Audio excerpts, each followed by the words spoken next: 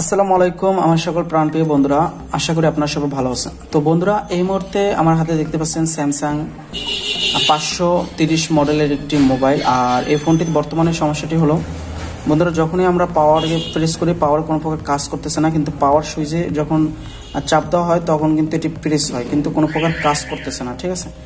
আর ফোনটিতে যখনই আমরা ব্যাটারি কানেকশন খুইলা ফোনটি ব্যাটারি আবার লাগানো হয় তখন কিন্তু ফোনটি কিন্তু অটোমেটিকলি অন হয়। ঠিক আছে। তো এখানে দেখতে পাচ্ছেন বন্ধুরা, আমরা ফোনটি ব্যাটারি কানেকশন খুললাম, আবার ব্যাটারি কানেকশনটি লাগিয়ে দিলাম। দেখতে পাচ্ছেন বন্ধুরা, কোনো প্রকার কিন্তু আমি পাওয়ারে প্রেস করি নাই, পাওয়ারে কোনো প্রকার চাপ দেওয়া হয় নাই, কিন্তু আমাদের ফোনটি কিন্তু অন হয়ে গেছে, অটোমেটিকলি ফোনটি অন হয়। ঠিক আছে বন্ধুরা, এই ধরনের সমস্যাগুলো আসলে কিভাবে স্টেপ বাই স্টেপ ঠিক করবেন আজকে A to Z আজকে ভিডিওতে থাকবে। তো ভিডিওটি না টেনে পুরোপুরি দেখুন, আশা করি আপনাদের ভালো লাগবে।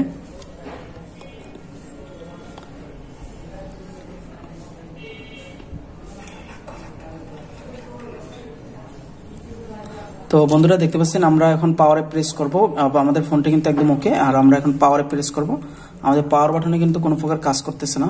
আবারও যদি আমি ব্যাটারিটা খুইলা আবার ব্যাটারিটি কানেক্ট করি, আমি পাওয়ার সুইচে কোনো প্রকার চাপ না দিলেও ফোনটি কিন্তু অটোমেটিকলি অন হয়। ঠিক আছে।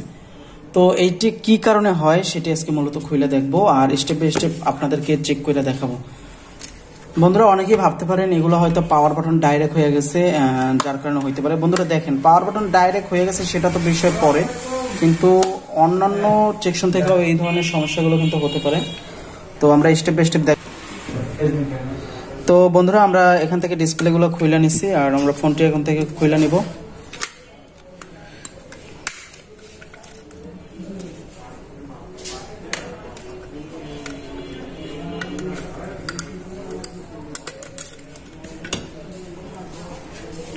তো বন্ধুরা দেখতে পাচ্ছেন, একদম মাদারবোর্ডটি কিন্তু ফ্রেশ কন্ডিশনে আছে। আর এই হলো আমাদের পাওয়ার কি। ঠিক আছে, এই হলো আমাদের পাওয়ার কি বাটন, আর আমাদের পাওয়ার কি বাটনটিতে কাজ করতেছে না।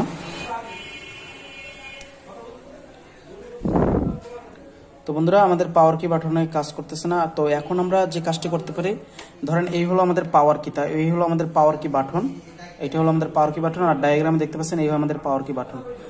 তো এখন আমরা মিটার দ্বারা চেকিং কইরা স্টেপ বাই স্টেপ আর কি বের করব। তো এখানে আমরা কন্টিনিউটি রেঞ্জে রাখতে পারি, কন্টিনিউটি রেঞ্জে রাখা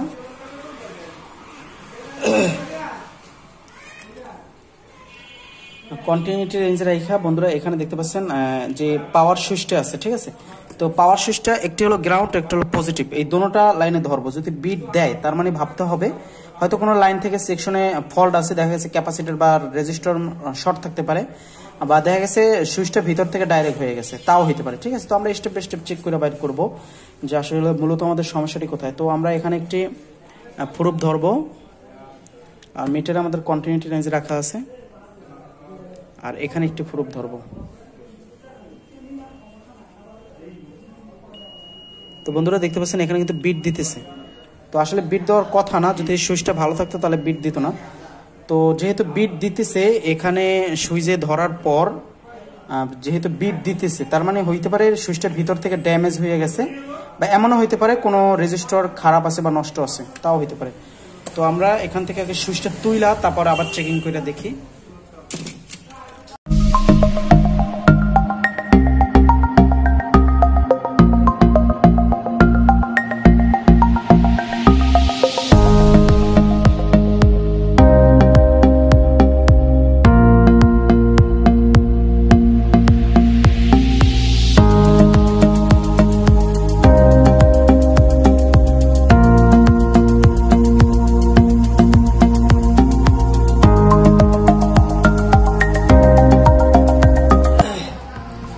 তো বন্ধুরা এখান থেকে আমরা সুইচটা তুইলা নিছি। ঠিক আছে। তো এখন আমরা আবার মাল্টিমিটার দিয়ে চেক করব।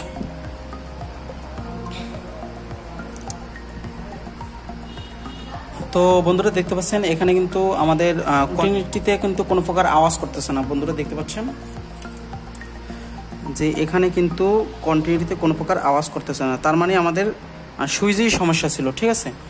আর বন্ধুরা দেখেন এখানে ডায়াগ্রামটা হইলো এভাবে, যদি এই সুইচটা যদি ডাইরেক্টটা না হইয়া যদি অন্য কোনো কম্পোনেন্টও শর্ট থাকতে পারতো, দেখা গেছে আপনার সুইচটা তোলার পরও যদি মাদারবোর্ডের এখানে যদি আপনার বিট না দিত, তাহলে হইতে পারতো এখানে এই ক্যাপাসিটারটা দায়ী থাকতে পারতো, বা দেখা গেছে এই ক্যাপাসিটারটাও দায়ী থাকতে পারতো, দুইটার ভিতরে একটা শর্ট থাকতো, বা এই লাইনটা সরাসরি আমাদের চলে গেছে আমাদের পাওয়ার আইসির ভিতরে। ঠিক আছে, এমনও হইতে পারতো পাওয়ার আইসির ভিতরে কোনো প্রকার কার্বন জুইমা গেছে, তো কার্বন জুইমা যাওয়ার কারণেও এমন সমস্যাটি অনেক সময় হয়ে যায়। ঠিক আছে, তো বন্ধুরা এখানে দেখতে পাচ্ছেন এই হলো আমাদের পাওয়ার আইসি এই সেকশনের ভিতরে। যদি আমাদের ক্যাপাসিটারও যদি ভালো পাইতাম, এখানে ক্যাপাসিটারও যদি ভালো পাইতাম, তাহলে কিন্তু আমরা পাওয়ার আইসির দিকে ধ্যান করতাম, কারণ লাইনটা সরাসরি আমাদের পাওয়ার কির ভিতরে চলে গেছে পাওয়ার আইসিতে। তো এই হলো আমাদের পাওয়ার আইসি। তো পাওয়ার আইসি ওইটা খুইলা রিভলিং করে দিতাম, তাহলে কিন্তু আমাদের কাজটা সমাধান হইত। তো আমরা এখানে একটি নতুন সুইচ, বা অনেক সময় ফোনের সাথে অরিজিনাল সুইচগুলো থাকে সেগুলো আপনারা লাগাই দিতে পারেন, তাহলে কিন্তু আমাদের কাজটি ওকে। তো আমরা এখন সুইচটি লাগাই দেব।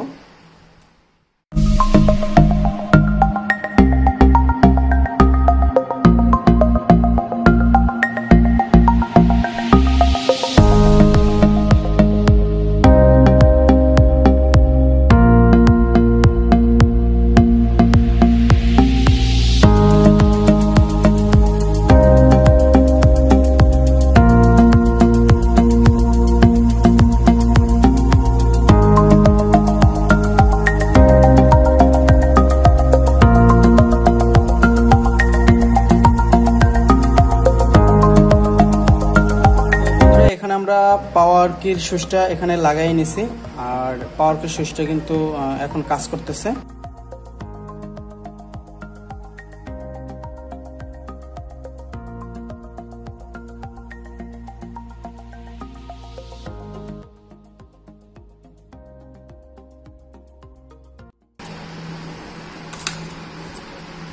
তো আমি কিন্তু এখানে ব্যাটারি কানেক্ট করছি, আমার ফোন কিন্তু এখন অন হইতেছে না। ঠিক আছে, তো আমি যখনই পাওয়ার প্রেস করব তখন কিন্তু আমার ফোনটা অন হবে। তো আমি ব্যাটারি যেহেতু কানেকশন দেওয়া আছে, তো আমি এখন পাওয়ারে চাপ দিয়ে ফোনটি অন করব।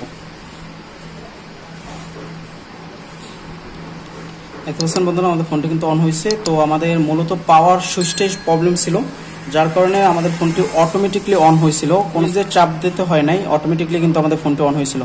তো বন্ধুরা এটি দেখতে পাচ্ছেন যে এটি সুইচ ডিসকানেক্ট ছিল, এমনও হইতে পারতো এখানে রেজিস্টার বা কয়েল, এই কয়েল যদি শর্ট হয়ে থাকতো তাহলে কিন্তু আমাদের ফোনটি এরকমের হইতে পারতো। যদি এইগুলো ঠিক থাকতো তা আমরা পাওয়ার আইসির কাজ করতাম। তো আলহামদুলিল্লাহ আমাদের কাজটা কিন্তু খুবই সংক্ষেপে হয়ে গেছে।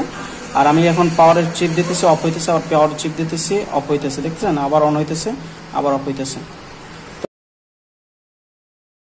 সবাই ভালো থাকবেন, সুস্থ থাকবেন। তো আজকে এই পর্যন্তই। আসসালামু আলাইকুম ওয়া রাহমাতুল্লাহি ওয়া বারাকাতুহু।